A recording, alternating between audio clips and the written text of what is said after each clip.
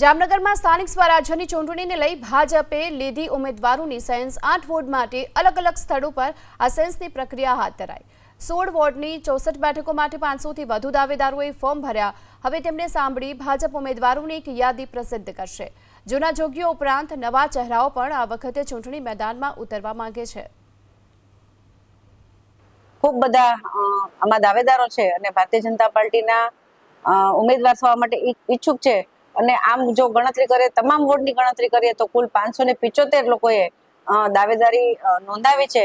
એટલે આ પ્રક્રિયા પણ ખૂબ લાંબી ચાલશે અને ખૂબ એમાંથી જે યોગ્ય ખૂબ સારા લાયકાતવાળા જે કાર્યકર્તા હશે એમનો ચયન કરવામાં આવશે। સેન્સ પ્રક્રિયા બાદ પણ અમારી જે સંકલન સમિતિ બેસશે, એના પછી બૃહદ સંકલન સમિતિ પણ અને સાથે સાથે પાર્લામેન્ટરી બોર્ડ પણ, એટલે ખૂબ જટિલ પ્રક્રિયામાંથી પસાર થઈ અને યોગ્ય ઉમેદવારની પસંદગી કરવામાં આવશે।